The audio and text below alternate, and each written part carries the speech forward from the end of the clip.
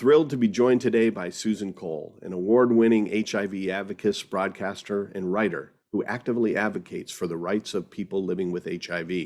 Susan has been named Woman of the Year by NAS Oscars for her work with women of color living with HIV, and has also been honored as one of the top 10 Black HIV influencers in the United Kingdom. She leads the community engagement and broadcasting activities for the HIV information charity NAM AIDSmap. Welcome, Susan, and thank you for joining me. So Susan, how did you get into HIV activism, advocacy? Tell us a little bit about your backstory. Where do you come from, and how did you become associated with this community? Sure, no, absolutely. I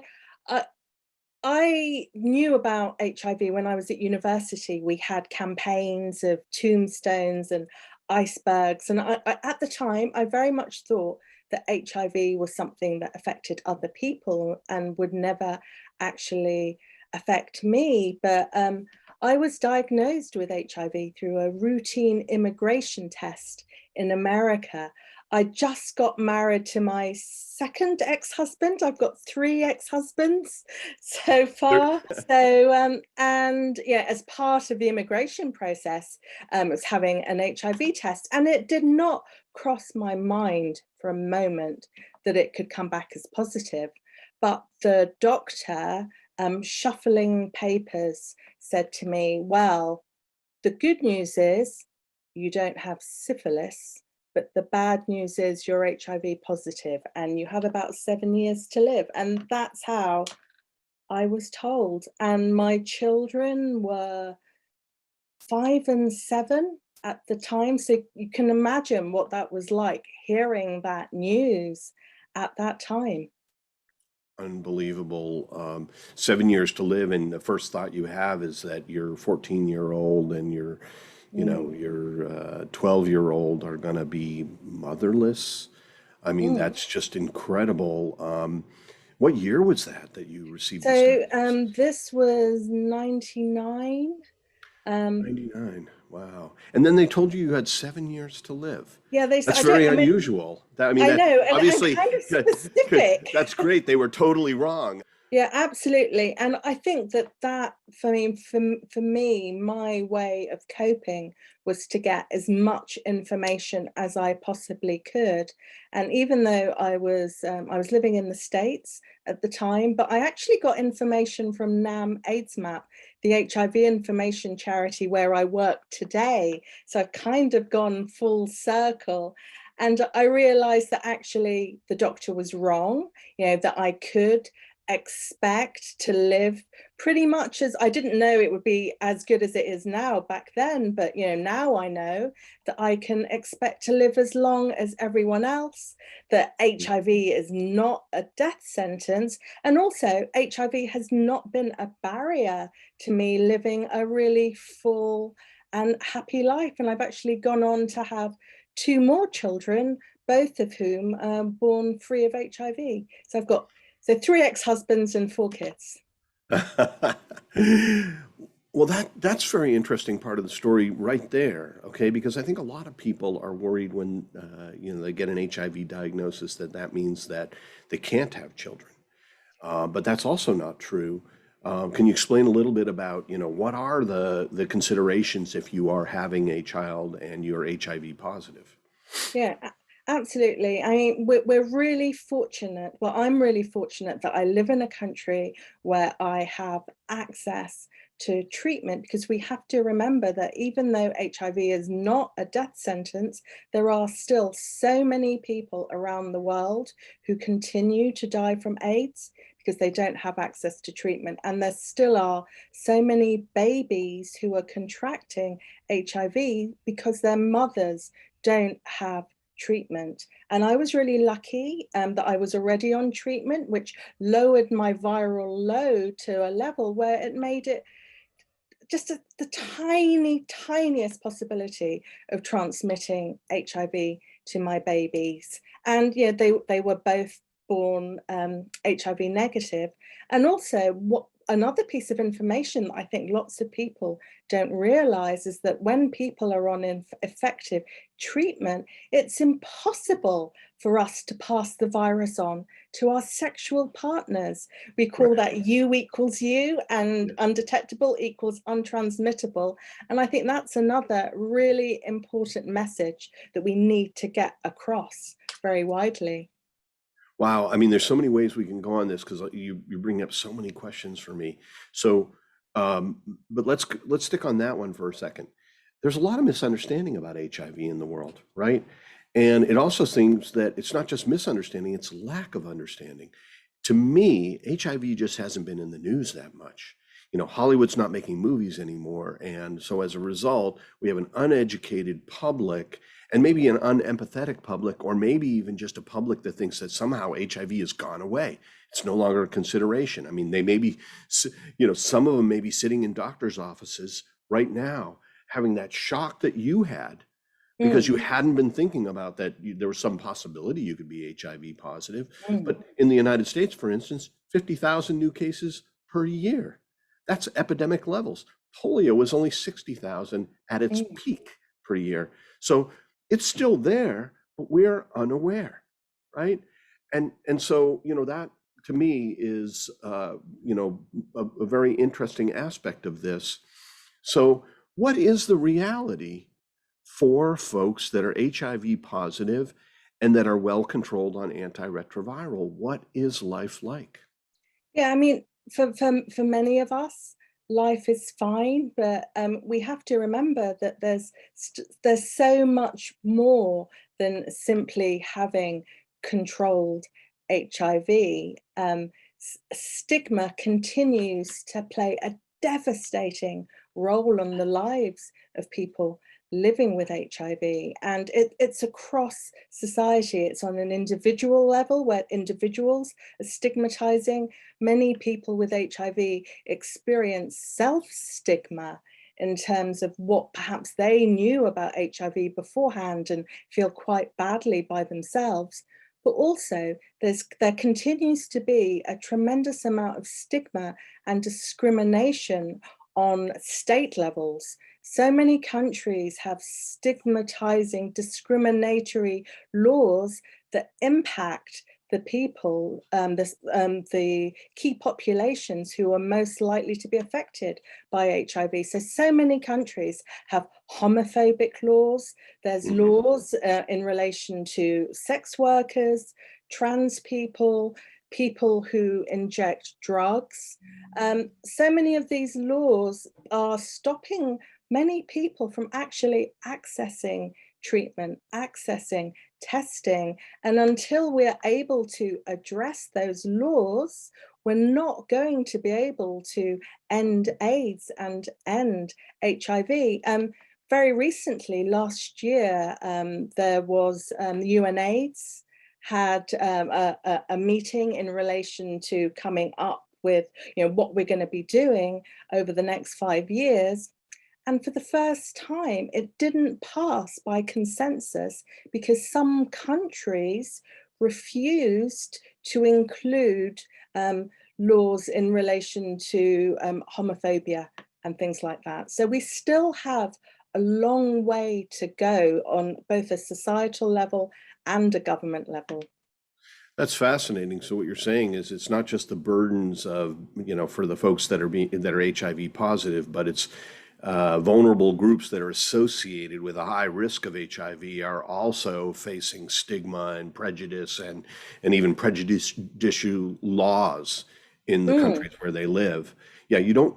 So, you know, I live in a very liberal area of the United States in, you know, the suburbs of DC, and you don't see a lot of that here. But I do understand that there's a lot of variability across the United States in terms of this stigmatization.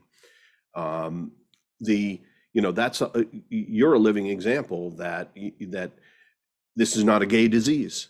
You mm. know, you're on your third husband, or you're over your third husband, and you know, so you know this is a everyone disease. This is one of the things that I think everybody needs to understand, and also to just be aware that a treatment is not a cure, right? You know, like it seems to me that one of the key things to do to get rid of this stigma would be to actually be able to cure HIV persons so that, somebody gets a disease, it's like COVID, right? Okay, once they're over COVID, they're not Yeah. contagious anymore and nobody treats them any differently, right? But I think that this idea that, it's still in there, right? That there's some viral reservoir that if somebody didn't take their meds every day, could they become contagious? I mean, is that thing so scary to people that are, uneducated in HIV? Even if I think the very few people that I meet even know this idea of U equals U. Mm. Isn't that amazing? Right? Yes. And it's been known for Yeah. quite a while that, Yes. the first of all, the person sitting next to you on the plane can be HIV positive and uncontrolled, and you still can't get it, right? Absolutely. This is not a casual thing that can be passed. You have to be really intimate with that person, sharing a needle or, having intimate relations with that Mm. person to pass it, even if they are contagious. But if they're well controlled, they're just not contagious at all. Your Mm. partner could be HIV positive, well controlled, and zero danger to you, right? That's Absolutely. remarkable, right? Absolutely. Yeah. So is there, given that you're you know, heterosexual and a woman, is there something different about, being HIV positive from that perspective? How does that impact your life, in your just day-to-day existence? I mean, fortunately, I'm very conscious of my privilege that I feel that in terms of HIV, it hasn't been that much of a problem for me. And also, I'm very much aware of my rights and I'm very happy to speak up. But for Mhm. so many women living with HIV, we face intersecting forms of stigma and discrimination and disadvantage. And one area where women with HIV are disproportionately affected is gender based violence. Women with HIV are significantly more likely to be victims of domestic abuse. And also, women who are victims of domestic abuse are more likely to acquire HIV. And very often, so many of the women that I speak with, it's the stigma that plays a role in that. I often hear men say to women, you're so lucky that I'm staying with you because you've got HIV and no other man is going to want you. Many Wow. women stay with partners because they're threatened that if they leave them, their partner's going to disclose their HIV status to other Mhm. people. So that can play an awful role in the lives of many women with HIV. Yeah, the self-stigmatization could be almost like a self-esteem problem in terms of relationships, right? And it's somebody asserting themselves. And I'm not just talking about women here, right? I'm Mm, talking about anybody, their feelings about themselves have a huge impact about how they go out and pursue happiness, right? I mean, absolutely. yeah. And so you're, Absolutely. Yeah, and I yeah. think it's really important that you raise the issue of happiness because for so many people there just isn't that kind of discussion about quality of life. It's more about, just taking your pills, being undetectable. And many people don't feel that we're deserving of love or happiness or having a full, fulfilling life. And we just need to like shift the narrative away from that. And I do think self-esteem and self-stigma can play just a harrowing role on the impact of people, but ultimately stigma from others, stigma from society can just be even more devastating. Yeah, absolutely. So, how do you divide up the stigma? What are the drivers of this? Like I seem, I just remember back to in the 80s when HIV became sort of known, and I was in college, and of course, this is the time when, people are experimenting, with relationships and stuff like that, and it threw a pall over the whole thing. It was just this sort of scary unknown, mysterious concept that just I don't know, is always in the back of your mind. But to me, that fear factor was the thing, right? If you were to find out that somebody was HIV positive, and at that time we didn't even know how it traveled between people, Mm, right? And I think a lot of people, the society was sort of dividing up between, oh, that's just a gay disease, we don't have to worry about it, yes. and people that realize that viruses aren't really that selective in terms of who Yeah. they move around to. So they start off in the gay population for one reason or another. Patient zero may have been gay, okay, but it's going to go everywhere, right? Something that we still don't realize as a society, as we started to think about COVID, there's a lot of people that think you can just, intellectually dominate the virus. Like it doesn't move around if you have the right attitude about things, right? And so, there is this desire to protect oneself by just, burying one's head in the sand, right? Yes. So there's got to be, does that still exist? I mean, is the public, sort of that naive about HIV that, maybe some of them still even think it's a gay disease, or do some people think, that, they, if you have the right attitude, you can avoid it, or it's just not for you, or you're somehow, immune to it? What is, or you just have to reject anybody that is associated with it at all? Don't even talk Yeah. about it, you're just going to bring it on yourself. I mean, like, what level is that fear and superstition out there? I mean, I think that I think it still exists. I think that there still is a great deal of misunderstanding around HIV, and I think that that often drives the stigma. I don't think, it's necessarily that the people who are stigmatizing are bad people. I think it's coming from a lack of knowledge and information, and often when you don't understand something, you're afraid. So I think, one of the most important Mhm. things that we can do to combat stigma is to get the message out about the reality of HIV so people aren't afraid. But also to get back to women with HIV, I think it's also really important to mention that we are not passive, voiceless victims. Women with HIV, we need to be at the heart of every decision about our treatment and our care and research. I think that's one of the issues where women need to be much more involved is research around HIV. So that's something that I'm highlighting to you with the work that you're going to be doing, because often we hear about side effects as an issue that affects so many people in relation to treatment, but I think often it's a case that there hasn't been enough involvement of women in clinical trials. So Hmm. when we do see some side effects, and one things that people talk to me a lot about is weight gain. And so many women were saying to me when they were moved on to integrase inhibitors that they were putting on a lot of weight, and they were Mhm. going and saying this to their doctors, and their doctors was like, well, it doesn't seem that bad, it must be you, it must be the menopause, it must be something else. But it was Mhm. only later, when there was more research, that we found that certain drugs, the weight gain was significantly worse for women, and significantly worse particularly for women of color.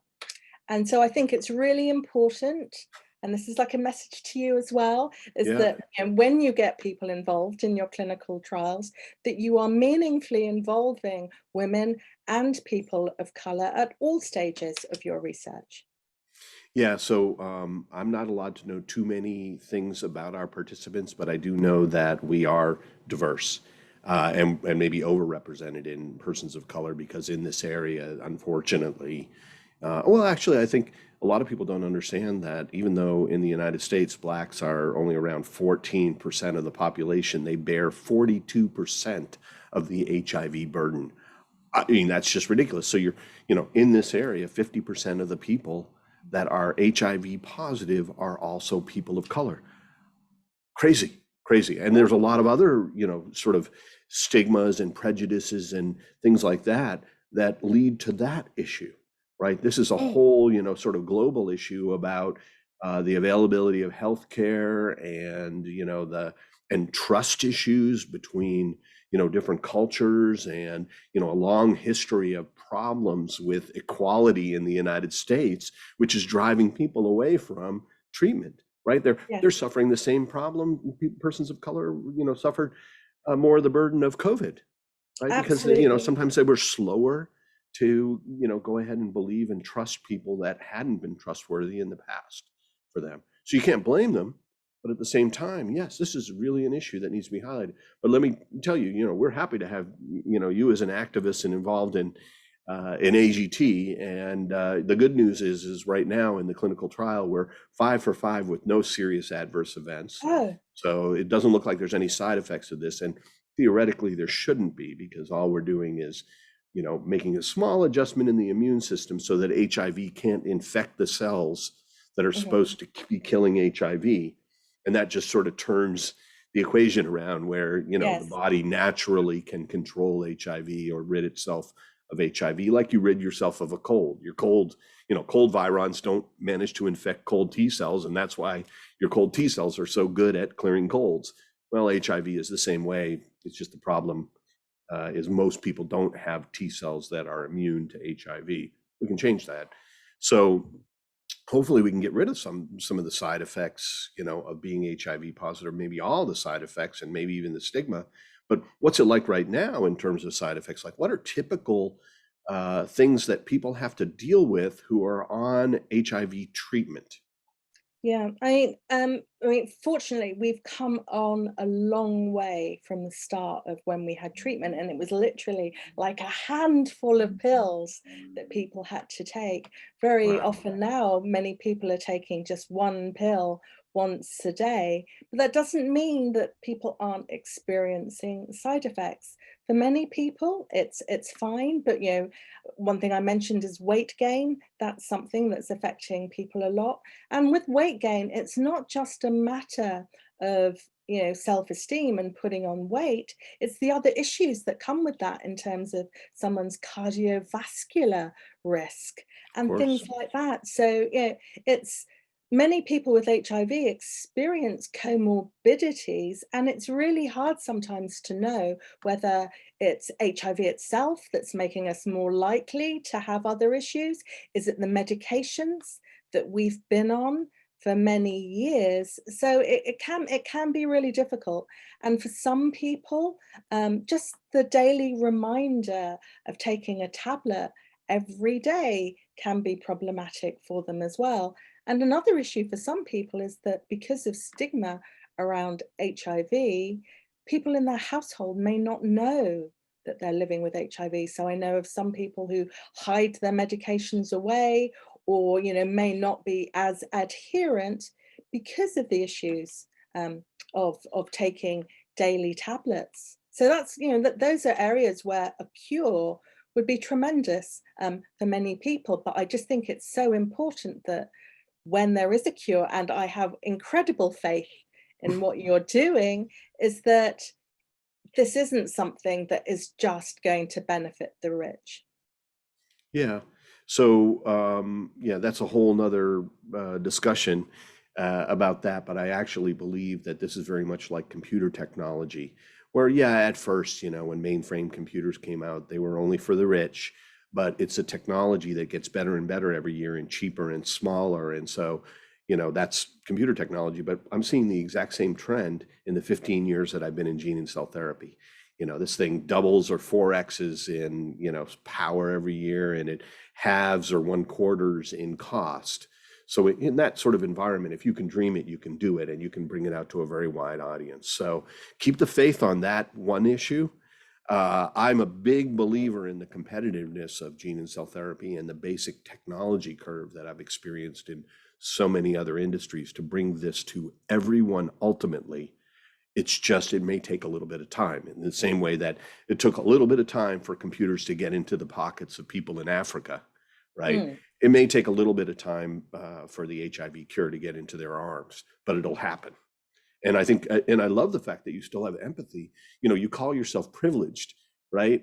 A lot of people that have tiny little problems, you know, think are see themselves as victims, or are totally focused on their own grievances and self-pity, right? And I think it is important for all of us, to have empathy for one another. And you're sitting here, right? Somebody that I would ask everybody that's watching this to have a level of empathy for your journey, right? This is one of the reasons I wanted to talk to you. I wanted to hear, what it was like to get that diagnosis. I wanted to hear one of the things that you just said about that taking that pill every day as a reminder, right? Mm. And what does that do to people? I mean, you seem to be handling it so well, and you're in a community that understands HIV. You are in some ways in a privileged position just because of the folks that are around you. But you alluded to the fact that there are people taking these pills who haven't shared it with the remainder of their household that they're on those pills.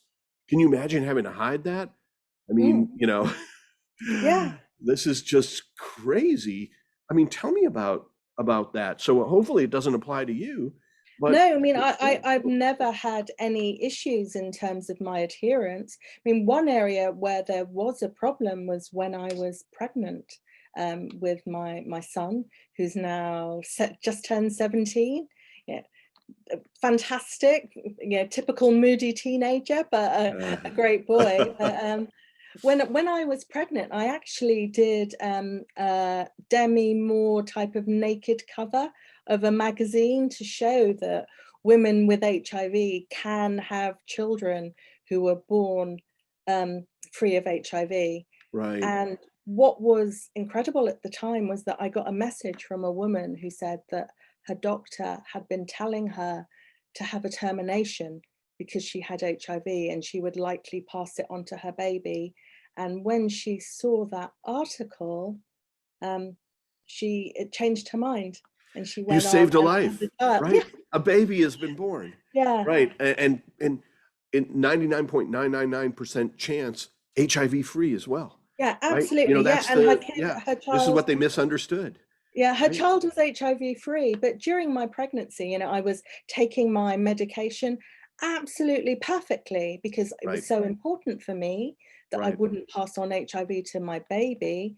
But Mhm. then I think it was around 34 weeks, suddenly my viral load started to go up a little bit. And I was accused of like, is it that I'm not taking my medication? And I was like, no, absolutely not. But it was because at that time, they weren't monitoring the drug levels in my blood. Mhm. But fortunately, my son was born by C-section, Mhm. and he was HIV negative. But I think Mhm. it's incredibly important that doctors listen to and believe their patients when they're telling them things, because I think that's just Yeah. one of the most frustrating things, and that's one of the issues that I'm hearing from women about side effects. They're going to their doctors, they're saying, I'm having the side effects from my medication. I want to think about switching to something else, and often they're not believed or they're dismissed. And very often, Black women in particular, I'm hearing, are experiencing that. And I think that there's Yeah. so much systemic racism still today in healthcare settings that is impacting particularly on women of color. How do we end that? I mean, what are the things I know this is, a 1 week long conference to even discuss just the surface level of it, but are there a few highlights about what can we do as people that have at least some awareness of HIV and even some of these inequities, right? Because I've heard the exact same stories that you're talking about, is that the people that get the worst experience at the doctors are Black women, Mm, right? That, for some reason, if they complain, they're looked at as complainers as opposed to reporters of accurate information of what's going on in their body. I think that's just a blatant, I can only think that this is just a blatant prejudice. I don't like to think of prejudiced people as evil. I think of them really as naive or ignorant, or, and there are people that are, genuinely, have an intent, a mm, prejudice intent. But I saw your eyes go, because I think I have a very unusual, perspective on this, and that isn't really mainstream and maybe not even acceptable and maybe just wrong. And please go ahead and feel free to tell me that. But I think that if you look back in, human history, mhm, like way, way back, that tribalism was part of survival, and we may have literally, put it into our genes that, we are immediately scared of the unfamiliar, right? And I've seen experiments where they take a white mouse and a black and white mouse, which they understand that they're not from the same family. Yeah. And they can do experiments that show that they don't get along. But if they force them to live together and get to know that they're not a threat to one another, they become friends, right? Yeah. But No, you see, I, there's a initial resistance, and it turns out it's equal on both sides. you'll That's the be strange thing. surprised to know, Jeff, that I actually agree with you. And my academic focus was about the cognitive processing in discrimination. And so much of it does come about in terms of human nature and Hmm. how, in terms of societies, how we want to other others in that respect. And lots of it comes about from fear. But I Hmm. think information and knowledge and understanding is one Yeah, of the most important things that we can do. And yeah. but at the same time, that we it's so important that we crack down with the law on we have laws that stop discrimination and that people are experiencing. So we need to hit it from all different levels.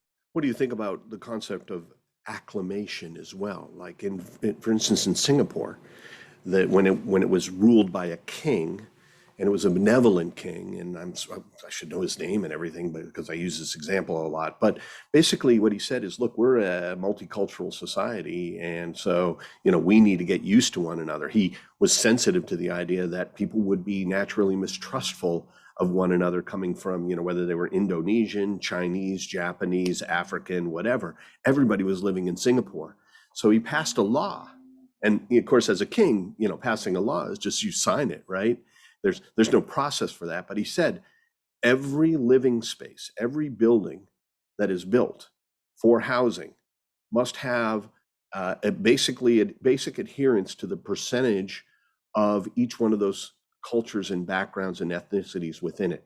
So if Singapore was 20% black and 40% Chinese and 30% Indonesian or whatever, I don't know whether and there's 10% left over somewhere else, right? If I'm doing the math right.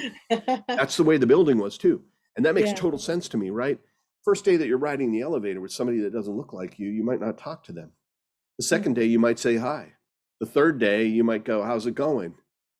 The fourth day, you might actually be having a conversation, and you'll be like the mice in this study that I saw that were forced to live together, and they realize that person's no threat to me. And now I can get under the skin Mm. and start looking at and past the all of our differences, even whether it's gender differences, right, or all sorts of things like that, and come to the realization that I know as a amateur geneticist that the difference between you and me is 0.00001. It's all just a little bit of gene expression, right? Like you and I, given the same experiences, will grow up exactly the same way, right? Mm. That such a huge amount of what we become is how we're treated and what sort of our arc through life and what the chance brings us, right? That all that stuff is so important.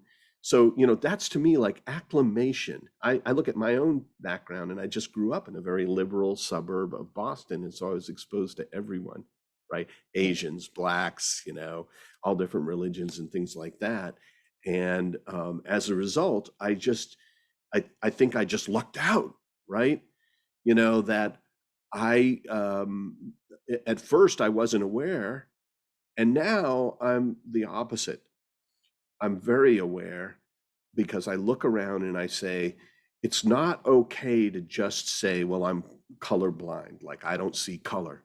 No, you have to see color because you have to recognize the special, considerations or the impact that has on the person that you're seeing. It doesn't matter if you don't see it. You got to Mm. remember that everybody else does, or most people do, and that is affecting this person's life. And that actually will be reflected in your relationship with them, right? Yeah. Because when Yes. you come on I'm white, right? I'm about as white as they come. And, when somebody sees me coming towards them, right, they will have some expectations based on how every other white person before me treated them. And so how whites see blacks, blacks see whites, all these different cultures mix impacts Mm.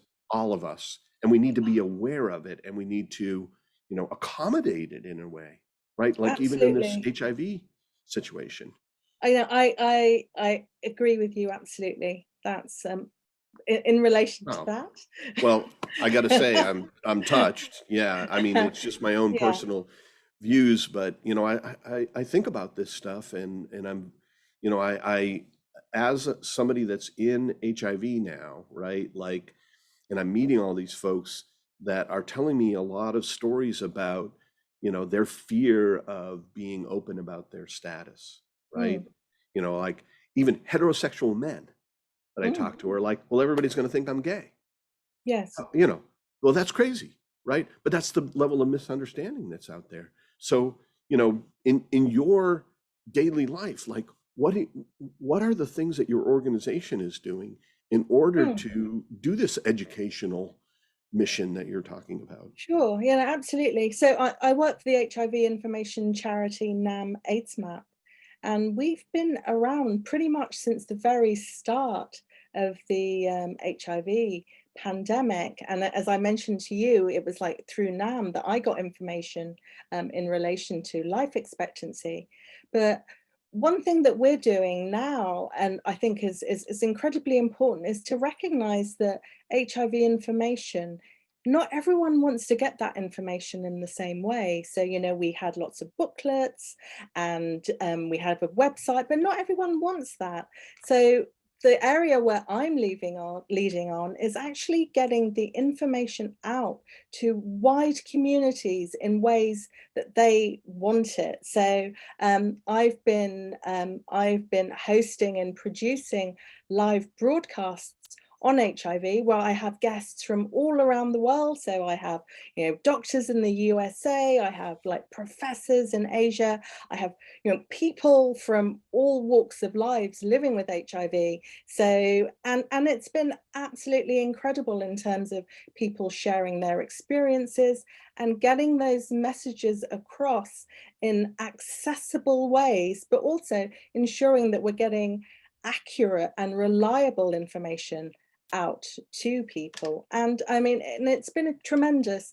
And so, I also co-host a series called AIDS Map Chat with my colleague Matthew Hodson, who's a gay man. And between us, we have our guests on, and we both learnt so much through having guests from all around the world. So, we're getting information out there, but also learning as well. And since we've been doing the broadcasts over the last 2 years, we've had over 1 million views.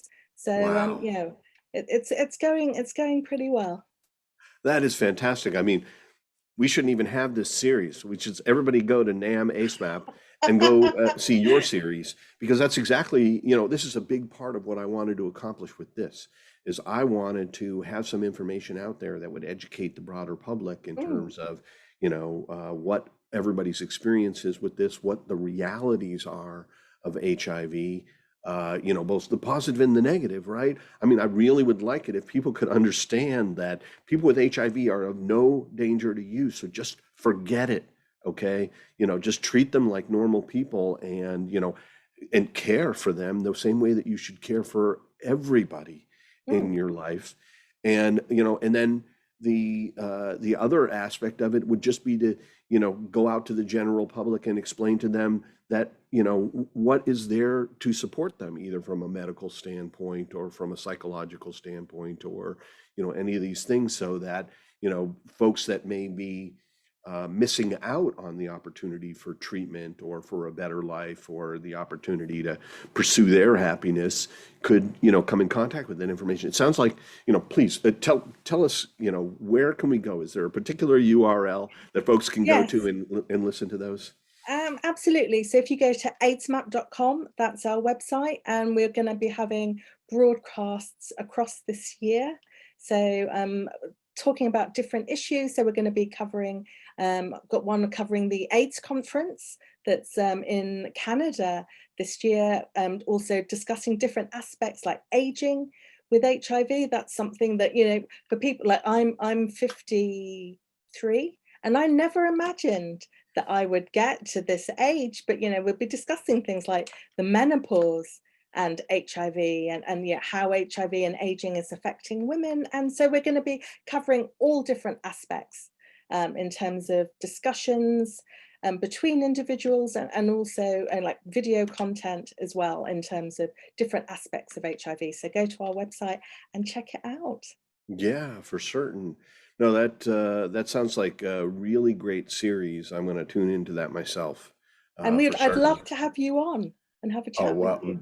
I would love to be there. I don't know, I think I have an interesting perspective in terms of the arc of the HIV cure. And I'd Yeah. love to talk about that with your audience in so much as you find it Mm. relevant.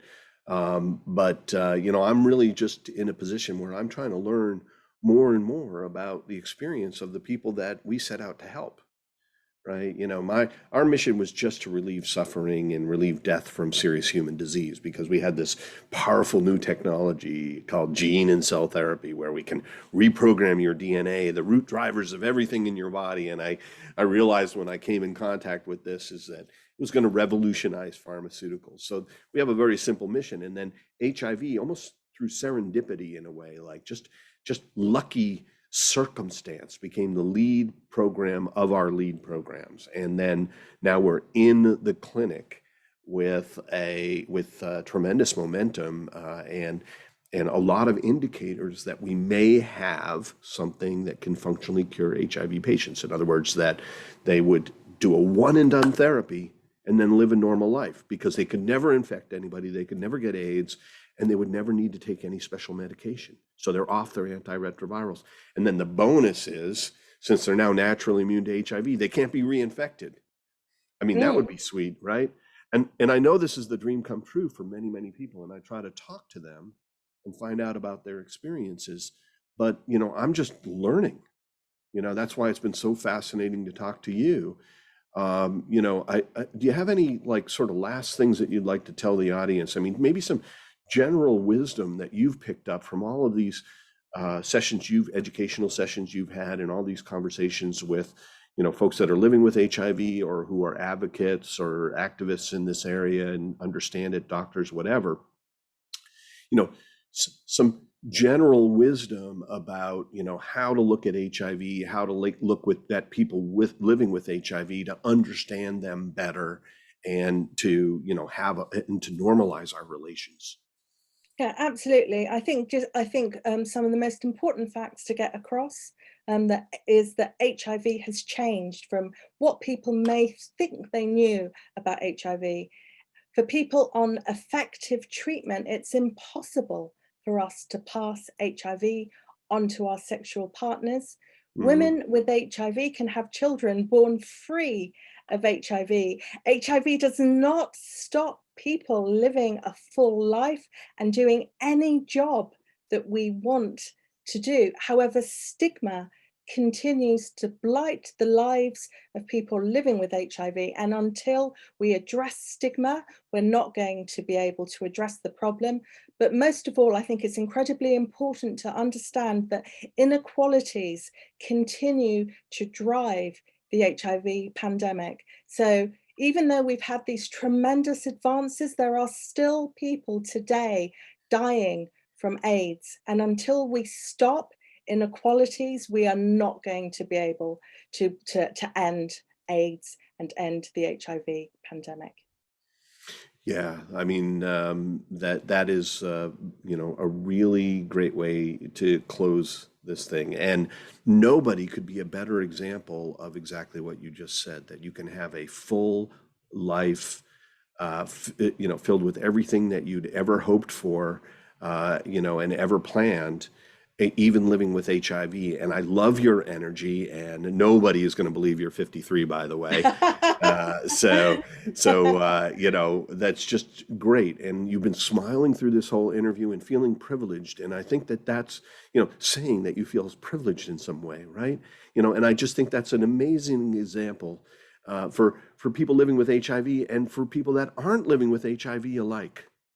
It's to understand that, to have gratitude for the good things in our life and to have, faith and hope and keep driving forward in order to bring all those good things into our life.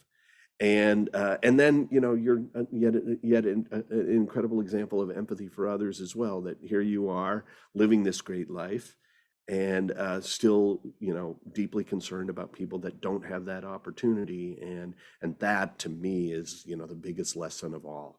We're all human, and we all need to love one another. We all need to empathize with one another. We all need to care for one another. And that's what's unique about humankind, that when we work together, you know, when we collaborate, when we communicate, when we learn from one another, we can lift each other up. Costs us nothing. We all rise together. We all get happier together. We all get richer lives together. That is why we dominate this planet and why we're not being chased around sub-Saharan Africa by giant animals anymore, right? It's because we learn to work together. Let's not forget that. And wow, thank you for talking to me today. And it's just been fascinating. I hope we'll do this again soon. Absolutely. And thank you so much for having me on. It's been a joy chatting with you. My pleasure. All right. Take care.